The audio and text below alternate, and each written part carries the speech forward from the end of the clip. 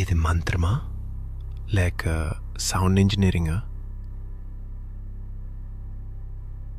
ఈ ప్రశ్నతోనే మన ఈ కథను మొదలుపెట్టాలి. ఎందుకంటే అనంత పద్మనాభ స్వామి ఆలయంలో ఉన్న వాల్ట్ బి గురించి మాట్లాడగానే మొదట వినిపించే మాట ఇదే. ఒక తలుపు ఉంది, దానికి తాళం లేదు, తాళం చెవి లేదు. అయినా ఆ తలుపు ఇప్పటి వరకు పూర్తిగా తెరుచుకోలేదు. అది మనుషులు నిర్మించిన తలుపే అయినా మనుషుల చేతుల్లో లేని తలుపులా కనిపిస్తుంది.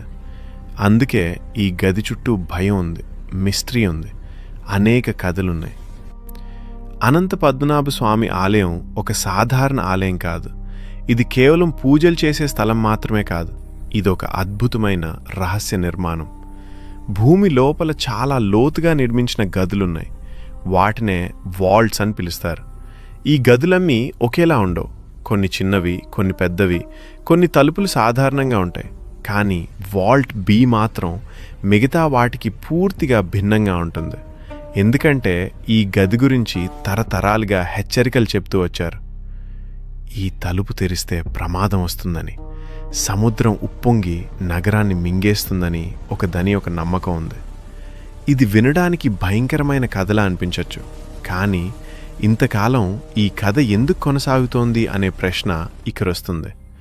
ఒక తరం కాదు, 2 తరాలు కాదు, ఎన్నో తరాలుగా ఇదే మాట వినిపిస్తోంది.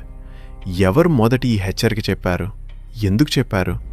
ఈ ప్రశ్నలకు ఇప్పటి వరకు స్పష్టమైన సమాధానం ఎక్కడా లేదు. వాల్ట్ బి తలుపు దగ్గరికి వెళ్ళిన వారు ఒకే మాట చెప్తారు. ఆ తలుపును చూస్తేనే మనసులో ఒక వింత భయం కలుగుతుందని. తలుపు మీద 2 నాగుపాముల ఆకారాలు చెక్కబడున్నాయి. అవి కేవలం అలంకరణ కోసం చేసినవిగా కనిపించవు. అవి ఒక హెచ్చరికలా అనిపిస్తాయి. ఈ గది అందరికీ కాదు అనే సంకేతాన్ని అవి ఇస్తున్నట్టుంటుంది. మన సంప్రదాయంలో నాగుపాము అంటే శక్తి, రక్షణ, రహస్యం. అందుకే ఈ తలుపుకు నాగబంధం ఉందని చెప్తారు. ఇప్పుడు సైన్స్ కోణంలోకి వెళ్దాం. కొంతమంది రీసెర్చర్స్ చెప్పే థియరీ ఏమిటంటే వాల్ట్ బి ఒక సోనిక్ లాక్ అని. అంటే ఇది ఇనుప తాళంతో మూసిన గది కాదు, ఇది సౌండ్ బేస్డ్ సిస్టంతో బందీ అయింది. ఒక స్పెసిఫిక్ ఫ్రీక్వెన్సీ, ఒక ఎగ్జాక్ట్ వైబ్రేషన్, ఒక కరెక్ట్ సౌండ్ ప్యాటర్న్ వచ్చినప్పుడే ఆ తలుపు స్పందిస్తుందని వారి అభిప్రాయం. దీన్నే మోడర్న్ లాంగ్వేజ్లో సౌండ్ ఇంజనీరింగ్ అంటారు. ఈ థియరీ వింటే ఆశ్చర్యంగా అనిపిస్తుంది. ఎందుకంటే 1000 సంవత్సరాల క్రితమే ఇలాంటి టెక్నాలజీ ఉండటం సాధ్యమా అనే సందేహం వస్తుంది. కానీ మన ప్రాచీన జ్ఞానం చూస్తే శబ్దానికి చాలా ప్రాధాన్యం ఇచ్చినట్టు తెలుస్తుంది. మంత్రాలు, శ్లోకాలు అన్నీ సౌండ్ వైబ్రేషన్ మీద ఆధారపడి ఉంటాయి. ఒక మంత్రాన్ని సరిగ్గా పలికితే ఒక ఫలితం, తప్పుగా పలికితే వేరే ఫలితం వస్తుందని నమ్మకం. ఇది యాదృచ్ఛికం కాదు, ఇది సౌండ్ సైన్స్ మీద ఆధారపడిన విధానం. అందుకే కొంతమంది అంటారు వాల్ట్ బి వెనుక ఉన్న రహస్యం మోడర్న్ సౌండ్ ఇంజనీరింగ్ కాదు, ఏన్షియంట్ సౌండ్ సైన్స్ అని. ఇక్కడే గరుడు మంత్రం విషయం వస్తుంది. మన సంప్రదాయం ప్రకారం వాల్ట్ బి తలుపు గరుడు మంత్రంతోనే తెరవాలని చెప్తారు. గరుడు మంత్రం అంటే సాధారణంగా చదివే మంత్రం కాదు. అది బ్రెత్ కంట్రోల్, సౌండ్, రిథమ్ అన్నీ కలిసిన ఒక ప్రక్రియ.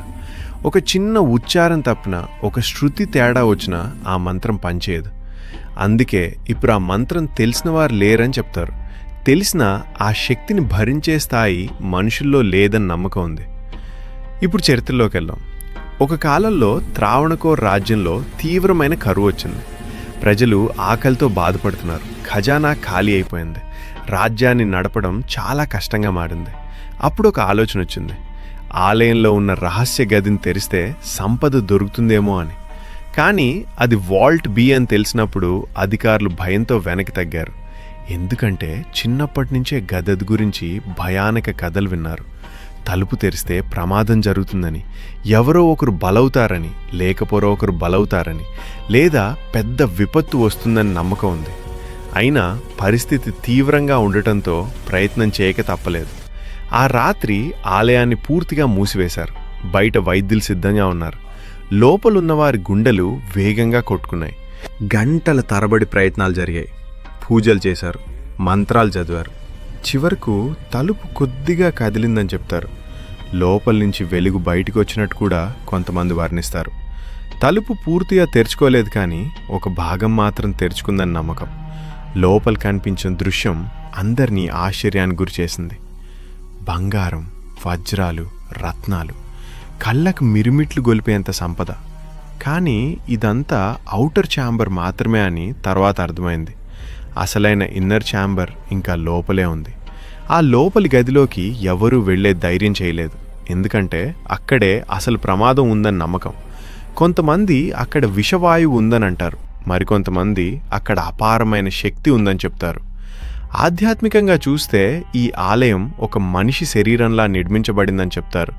ఆలయంలోని గదులు మన శరీరంలోని చక్రాలకు సంకేతం. వాల్ట్ బీని క్రాన్ చక్రతో పోలుస్తారు. క్రాన్ చక్ర అంటే జ్ఞానం, అవగాహన, శక్తి.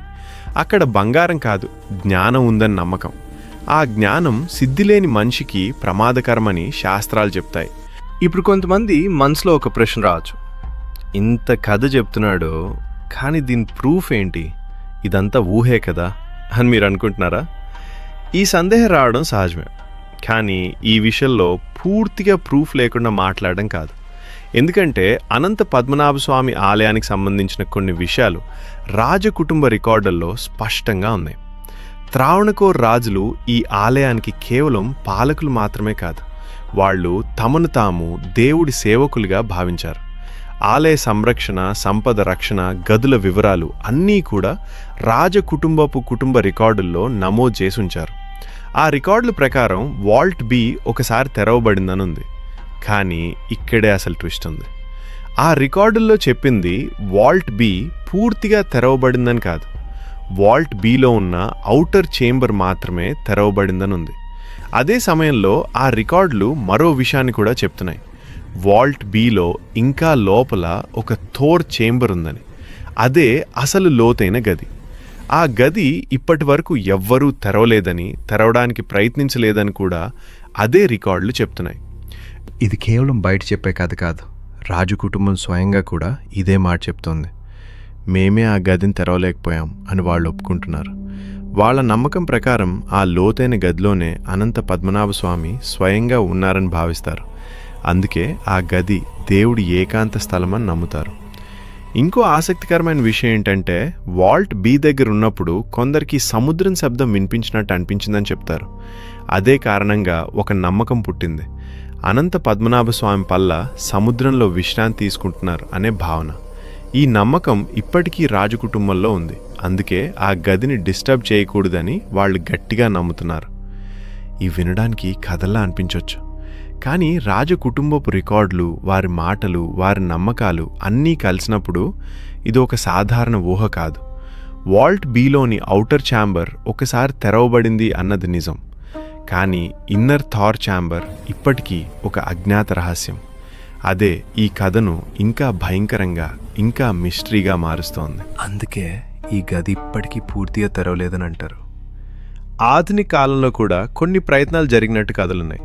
కానీ వాల్ట్ బి దగ్గరికి వెళ్ళినప్పుడు విచిత్ర సంఘటనలు జరిగాయని చెప్తారు. ఒకసారి ఒక అధికారికి అర్థం కాని గాయమైందని, రక్తం ఆగలేదని కూడా వింటాం. ఇది ఆదృచ్ఛికమా లేక హెచ్చరికనా అనే ప్రశ్న ఇప్పటికీ మిగిలే ఉంది. ఇప్పుడు చివరి ప్రశ్న, వాల్ట్ బి నిజంగా ఎప్పుడైనా పూర్తిగా తెరుచుకున్నదా, లేక మనం విన్నది, చూసింది కేవలం బయట గది గురించేనా? సౌండ్ ఇంజనీరింగ్ థ్యూరీ నిజమా? గరుడ మంత్రం నిజమా? లేక ఇవన్నీ మనిషి ఊహలేనా? ఈ ప్రశ్నలకు ఇప్పటికీ స్పష్టమైన సమాధానం లేదు. ఒక విషయం మాత్రం నిజం, కొన్ని రహస్యాలు బయటికి రావు. అవి దాగి ఉన్నంతకాలం లోకానికి మేలు చేస్తాయి. మనిషి ఆశ, లోభం, కుతూహలం కలిసినప్పుడు ప్రమాదం వస్తుంది. అందుకే ఆ తలుపు ఇప్పటికీ మూసే ఉంది. తలుపు మీదున్న నాగుపాములు నిశ్శబ్దంగా మనల్ని చూస్తూ నిలబడున్నాయి. ఇది మంత్రమా లేక సౌండ్ ఇంజనీరింగా? ఈ ప్రశ్నకు సమాధానం దొరికే వరకు వాల్ట్ బి ఒక రహస్యమే. ఓం నమో నారాయణాయ.